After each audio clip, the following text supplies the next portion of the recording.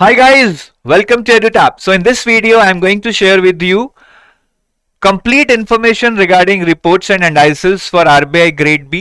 That is, कौन सी reports पढ़नी है, कैसे पढ़ना है, कितने months की पढ़नी है, how can you cover reports quickly in the minimum time possible and still get good marks in the exam.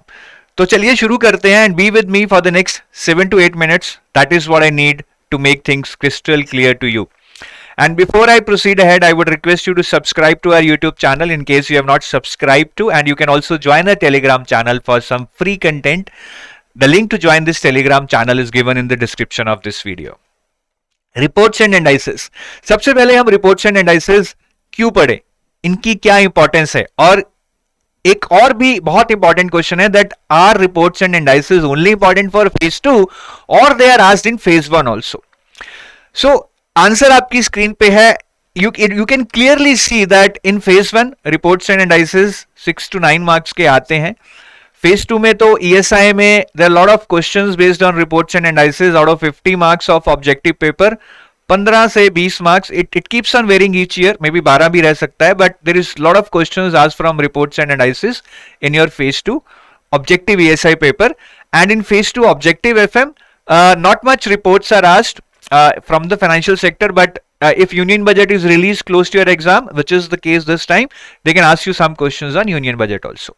तो इंपॉर्टेंस है, और खास करके फेज 1 में भी इंपॉर्टेंट है. Do not feel that reports and indices are only relevant for phase 2, they are equally relevant for phase 1 also. Now how to cover reports and indices in minimum time, that is the big question. आप सबको शायद पता ही है कि reports and indices पढ़नी है, but उसको minimum time में कैसे कवर कर सकते हैं so that we can cover them in a most efficient manner.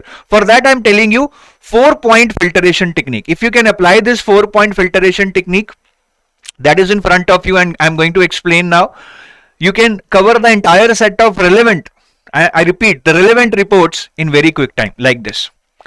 तो वो filtration point क्या है? सबसे पहला है duration. आपको ज्यादा duration के पीछे नहीं भागना है. Read reports and indices only 9 months before your exam. That's it. Phase 1 के लिए चाहे 6 महीने पढ़ लीजिए, बट फेज 2 के लिए 9 महीने पढ़ना पड़ेगा. Now why 9 months? Some people would say 12 months. Yes, maybe there are some questions asked from the 10th, 11th and 12th month, but again, see the value that you are getting from putting effort there. Instead, I would say that reading reports for those 3 months, you can use that time in covering these first 9 months reports in a most comprehensive manner, or maybe you can revise them in a more detailed manner. That would hold the key. ज्यादा करने से नहीं होगा, कम करके retain करने से you will be able to get more marks. Next is mapping to the syllabus. Now there are so many reports being released every month, every week, every day. Are you required to read each one of them? The answer is no. How do you filter them? You need to filter them mapping to your syllabus. If I ask you, do you need to read report related to media industry, IT industry, manufacturing industry? If you don't know the answer, then this is the right point that you should be listening to. देखिए, IT, media, manufacturing, entertainment, all these are not in your syllabus. Then why would you need to read the reports of these industries? The answer is yes, you need not read them because they are not asked in the exam.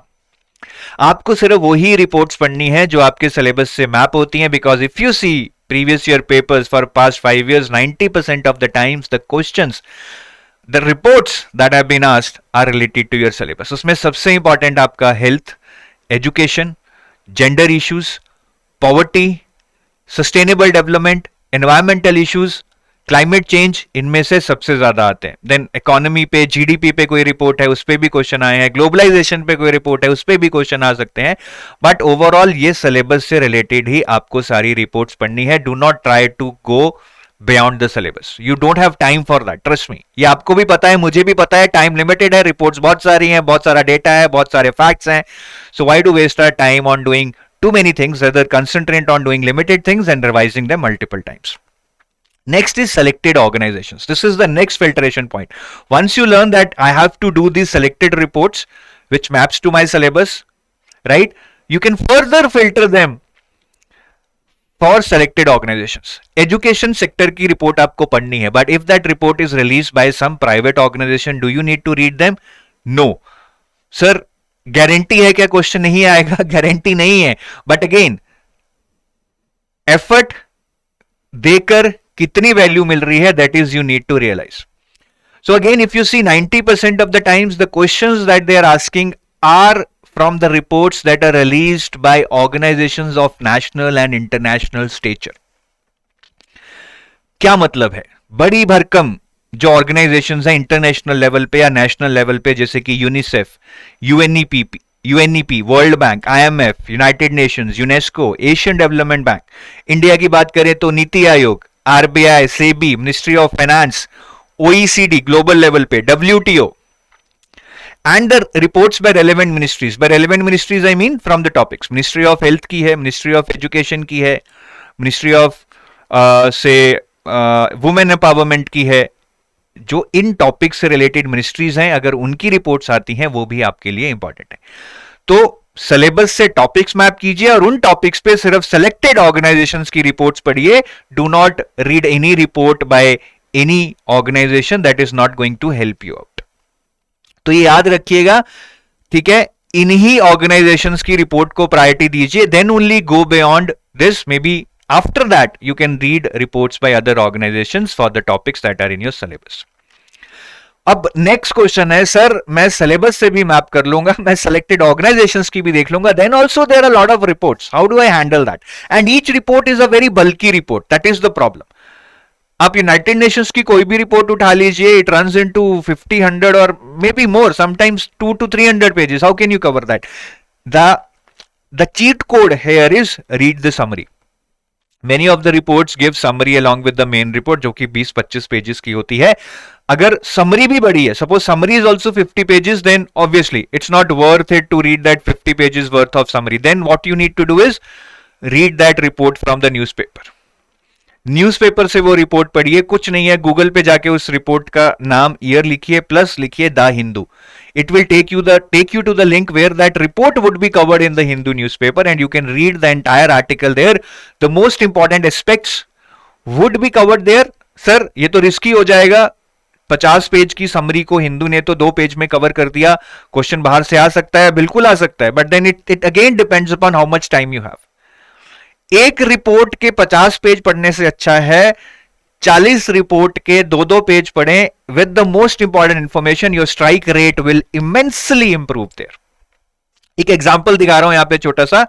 2021 का question है ये, OECD की report पे question आया था. This was the passage नहीं पढ़ूंगा. Question था कि as per this report by OECD what is the GDP projection of India for the fiscal year 2021-22.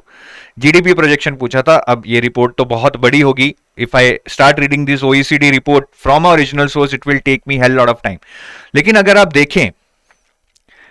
अगर आप इसको देखें, यहां पे this report is covered in the business standard. अब business standard में अगर आप देखें, heading है, this is the heading only. I'm not talking about the article. OECD raises India's economic growth forecast to 12.6% for the year 2021-22. तो question आपको heading से ही मिल गया. You need not even read the article के 12.6% है. That is what I was telling you. That sometimes reading from the newspaper will help you because you will read very less information, but you will read the most important information. है ना, कहते हैं ना कि मतलब बाजू पे हथौड़ा मारने से अच्छा एक छोटा सा पिन प्रिक सीधा हार्ट में से कीजिए, that will hurt the most. बस यहां पे वही है, strike where it matters.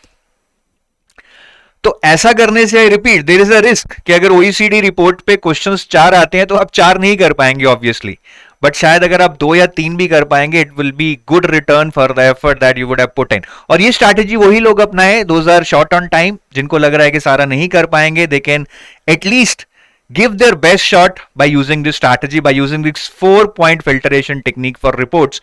You can really get value for your effort and some good marks in your exam. So that's it guys, and before I leave I want to announce something, that we are offering 40% discount on our recently launched RBI Grade B test series Mahapack. phase 1 का भी है और phase 1+2 का भी है. 2 test series pack हमने launch किए हैं. फेज 1 प्लस फेज 2 में 12,000 प्लस एमसीक्यूज हैं और डिस्क्रिप्टिव क्वेश्चंस भी हैं. राइट 12,000 प्लस एमसीक्यूज हैं और डिस्क्रिप्टिव क्वेश्चंस भी हैं, चैप्टर वाइज हैं, so that can immensely help you. जो फेज 1 की टेस्ट सीरीज है उसमें 12,000 से कम होंगे, सिर्फ फेज 1 के जो रेलेवेंट है वही होंगे। सो इस पे 40% ऑफ है, you can use code FLAT40. This discount is running from 20th April till 22nd of April 2022. So I take your leave. I hope this 4-point filtration technique will benefit you. Please apply that and you will learn by yourself that is it beneficial or not. Have a nice day. Bye bye. Love you.